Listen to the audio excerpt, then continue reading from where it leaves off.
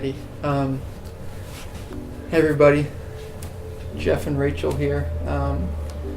We are making this video because we've received a lot of requests from people like you asking to know exactly what's going on with our daughter Ivy. Some of you know a little bit, some of you know more than others, and so we just kind of wanted to fill everybody in and keep you in the loop, if you will.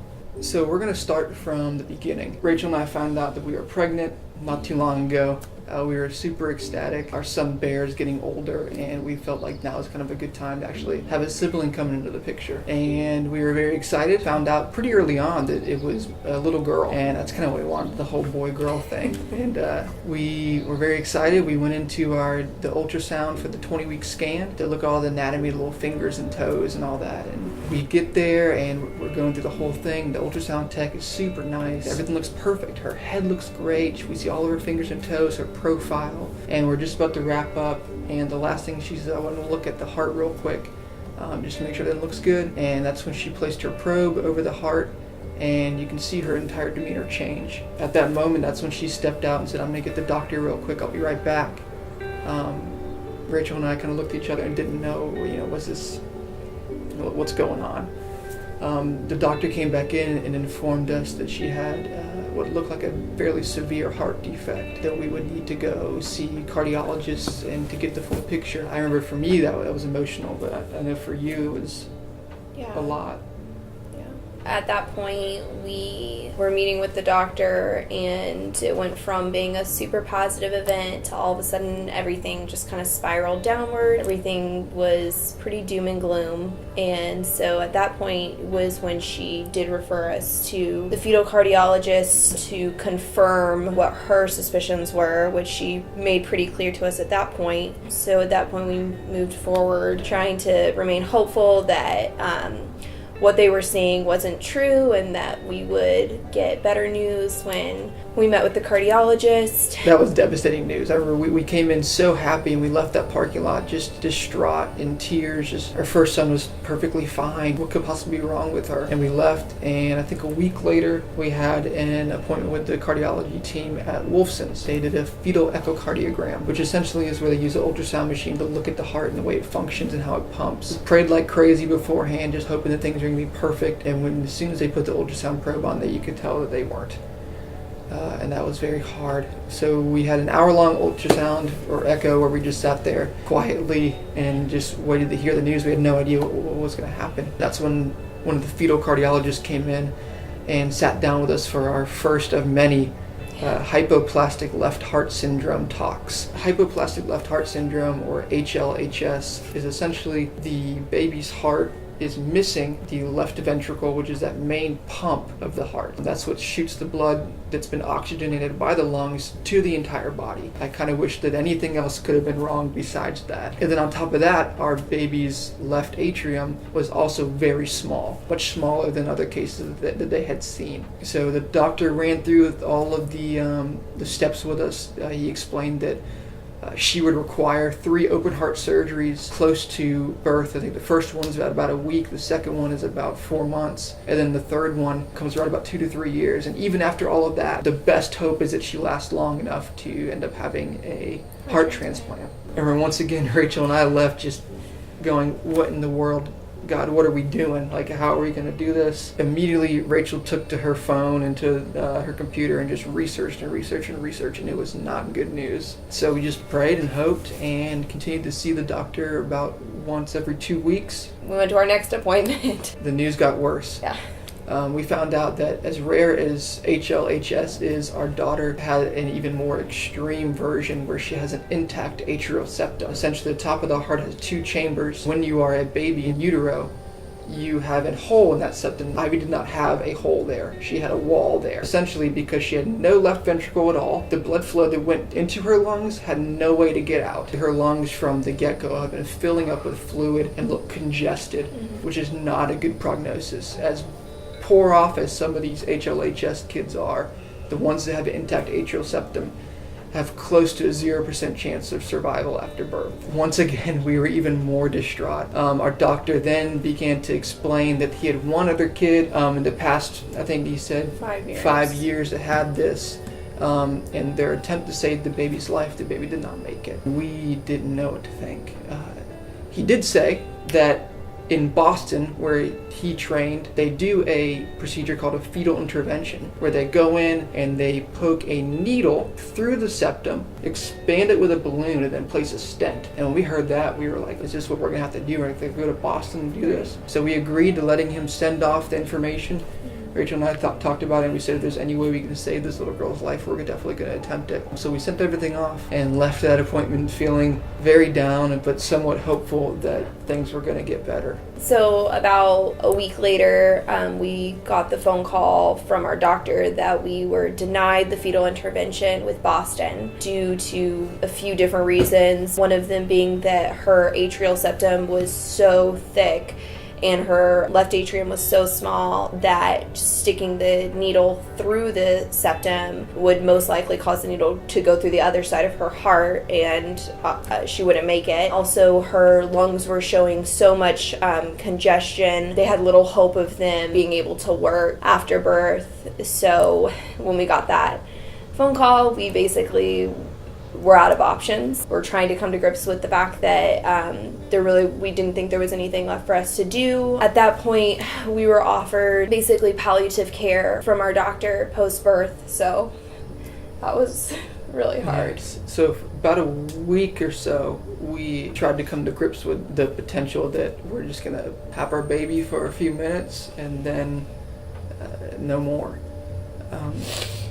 That was extremely hard. That was beyond anything that you want to ever think about as a parent. Another anatomy scan, the high-risk OB group. We went into that basically saying that if the lungs don't look good in this scan, then we are for sure going to go with palliative care, because the one thing that we did not want to do was put this baby through procedures and pain if there was no chance that she was ever going to come off of heart-lung bypass. And so we went into this appointment praying like crazy. I remember when the doctor came in, he said, I was under the impression that this baby had very small lungs. And he saw tissue and blood vessels flowing to the heart, so it definitely showed that she technically had everything that she needed for the lungs to work. Then he went into lung function, and just because the lungs were there and they saw tissue didn't mean that the lungs were going to work. But I remember that was the first appointment that we left with a little bit of hope. We said, God, she's got lungs there. We didn't expect her to have maybe small or maybe underdeveloped, but they looked good from that ultrasound. That was the first day we left with hope. And I remember Rachel later that night was researching. That's when she stumbled upon Texas Children's Hospital. They were attempting it as well as Boston. So threw the idea out to Geoff. I said, well, how do you feel about us asking our doctor to send a referral over to them and see if they would consider us? Geoff was in agreement that was a good idea, that we go ahead and just try it, because we didn't really have any other options. At that point, we asked our doctor to send off a referral. He agreed wholeheartedly. He sent everything off to Texas Children's Hospital. We did further research while we were at home, and once again, all we found was that the kids with Hypoplastic Left Heart Syndrome and an Intact Septum essentially died. It was just over and over again, case study after case study, basically listing off Intact Septum, attempted Norwood procedure, which is the first open heart, death. And it's just over and over and over and over again. It just wasn't looking good. We knew we had to have something. So I received a phone call. On the other line was one of the fetal cardiologists in Houston at Texas Children's Hospital. She told me that we were again denied traditional intervention that Boston denied us for as well. And that hit me like a ton of bricks. I mean, I was about to break down in the middle of bargain shopping. She said, however, there is an intervention that we've never done before, that no one's ever done before. It's a similar end result, but because of your baby's complications, we have to do it a different way. And they've pitched it to the board and it's been approved before, but they've never done it. If we wanted to agree to this, we would have to be there by this Friday. That was a Monday. So we had to be there literally by the end of the week. Called Rachel, she was done with her appointment, and we basically looked at each other and said, I think we got to do this. So we packed our bags, and on 4th of July, drove 12 and a half hours to Houston, Texas. Only got one speeding ticket. We had all of our family pitch in to watch our son and take care of our house and all of our ridiculous farm animals and stuff we have at our house. And so Rachel and I just went, started at 7 a.m. and didn't finish till about 5 p.m. of meetings with, I think, every staff member at Texas Children's Hospital. At the end of it, just about every meeting, I just want to remind you that there's a likelihood that she won't make it. Yeah. But we had already kind of come to the consensus together that if she was going to have a chance, we were going to give it to her. And what I thought would probably be 5 to 10 doctors in there, we opened that door and there was 30 to 40 people there. The gentleman who invented the tool that they were going to use to do the procedure had flown in from London. There were doctors from all over the place there to hopefully see this baby girl make history. We met everyone and they all explained the risks, and they told us multiple times, if you want to back out, you can back out now. And Rachel and I kind of looked at each other and said we're going to do this. We both realized that this was her only chance, and so we were going to go for it. Even if the outcome wasn't what we wanted, we knew that this was what we were going to go with. The procedure started at 6. We got there and we were in the pre-op room. They were doing all the stuff they needed to do, and that's when the weight of what was going on really came on. And I remember as everyone was kind of flowing in and out of the room, we had a moment where it was just Rachel and I came over and I hugged her, put my hand on her belly, and I could feel my daughter, my sweet daughter Ivy, moving under my hand. I remember thinking that this could potentially be the last time that I would ever feel her move ever again. About a minute later, they came and started to wheel Rachel away, and I gave her a kiss and told her I loved her, and they wheeled her off. I began to wait. They said the procedure would take right about 2 hours. 2-hour mark came. I got a text saying surgeons are still working. Rachel is doing well. Just continued to pray and just hope. And 3 hours went by, and I got another very similar text. Surgeons are still working. Rachel is doing well. And at that point, I had this knot, and I just knew that things were not going well for Ivy.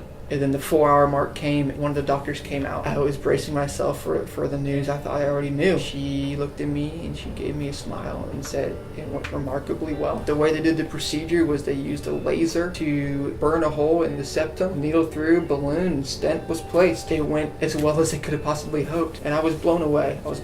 You know, it took twice as long, and yet everything went extremely well. I was waiting to see my wife. I was waiting to go in there and hug her and kiss her and feel my daughter move again after believing that I never would.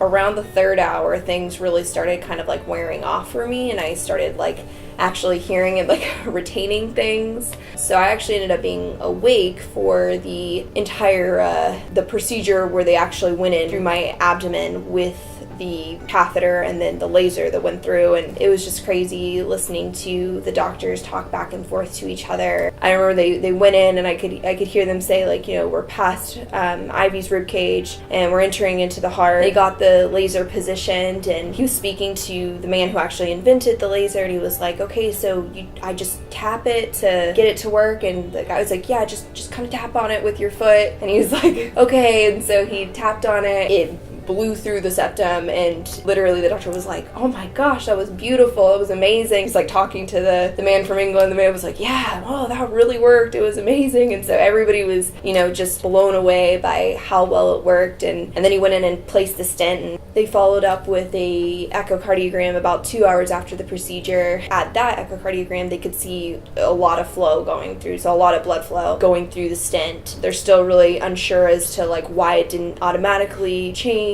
So anyways, the flow was looking really good. Everybody was super excited. I remember the main doctor who actually placed the stent came in a few hours later, and he was just beaming because he was so excited that it had worked. And he just comes up to me, pats me on the leg, and he was like, that was amazing. He was like, thank you for allowing us to attempt this. I just want you to know that your daughter made history today. This is going to change things for us, and just thank you. And a huge moment for us. You know, we both were obviously super unsure, like going into this, just really thankful because we realized that, you know, like no matter like what happens in the future, this was huge for future kids that have these kind of problems. We're really thankful that we did move forward with this, and that God really opened up this door for us when we thought really there was no door for us. So it was amazing. Everything was looking really good. The stent was flowing, so she doesn't have that wall anymore. She has a nice hole. And the hope is that her lungs are going to decompress, allow fluid to flow out, that they're not going to be terribly congested, that they're going to recover and be well enough for her to undergo the open heart surgeries that she would still require after birth. So essentially the whole entire purpose of this was to make her like a normal hypoplastic left heart syndrome kid that still had that hole that allowed blood flow to go through. We were at Texas. The doctors there were really pushing for us to come back and deliver with them. We had multiple doctors, mostly the ones that were in the OR with me, that came in and basically gave their reasoning as to like why we needed to come back to Texas and the importance of it. Our last meeting was with one of the surgeons. He basically just said, with a case like your daughter's and how delicate it is, you need to be at a high flow center, wherever that is. He was like, you know, Texas, Boston. He was like, but you need to be somewhere where they're familiar with these kind of cases. They can kind of handle the curveballs that she may throw at them. We hadn't made any for sure decisions about coming back. We talked about everything they were kind of saying, and we both agreed that we wanted to come back in town and meet with our doctors here and kind of get their input before making any decisions moving forward. So about a week ago, we met with our doctor here at Wolfson's, who was very excited that everything had gone well. He looked at the echo and everything looked beautiful. Towards the end of the conversation, Rachel and I previously had said, whatever, we're going to lay it all out there, and whatever he says, if he's confident that Wolfson's can handle it, then awesome, then we'll stay here in Jacksonville, and that's what we're going to do. And if not, then it looks like we may be going back to Texas. We talked to him. He basically laid out the facts that they don't see nearly as many kids with this condition. Texas Children's Hospital sees 25 to 35 of these kids a year, not with Ivy's subgroup, but still where they're having to do these procedures. It was the right choice, and because our doctor basically said that we should go, the door we were waiting for to close on one end to open on the other, then causes us to change everything about our lives. We have to leave Jacksonville, leave all of our family, move to Texas for what they told us for about 6 to 12 months based on how well she does. We are going to be renting a house out there. Hopefully, we still don't have any living arrangements set up yet. The cost of living is double to almost triple, especially because we're trying to get close to the medical center so that we can make a short trip back and forth if things were to go poorly or decisions need to be made. We don't want to be 45 minutes from the hospital. I'm taking a leave of absence from my job. Rachel is going to continue to work from home, which is a huge blessing. I do believe that we're being called to go out there, and that that is the right choice. So that being said, that's kind of where we are. A lot of you have asked how you can pray for us or how you can practically help us. We are setting up a GoFundMe account to help with the costs. I mean, medical bills we're going to be essentially paying for the rest of our lives, and we've kind of come to grips with that. But just cost of living there. We're keeping our house here because if things, God forbid, don't go well, we would be back a lot sooner. I'm not getting a job out there for the similar reason. If things didn't go well, we would be coming back quickly. But we're just hopeful, and we're encouraged that things have gone from pit of despair, and now we're seeing hope where there was no hope. And we know that's Jesus moving, and we know that He's got a good plan for this. And so we just ask you to continue to pray for our family, for our son Bear, who I think is asleep right now or doing something that probably requires parental supervision. Pray for us. Please prayerfully consider giving to us at this time. In no way do we have the finances to go through this, but we're trusting that the Lord is going to do something. So thank you so much for your time. Shout out to Jesse for the video. Yeah. You're awesome, man. Thank you. You're welcome. Keep doing what you're doing. All right. God bless, guys. Thank you. Thanks. That happened. Perfect. We did it. A couple of these. Wonderful. Thumbnail. Exactly.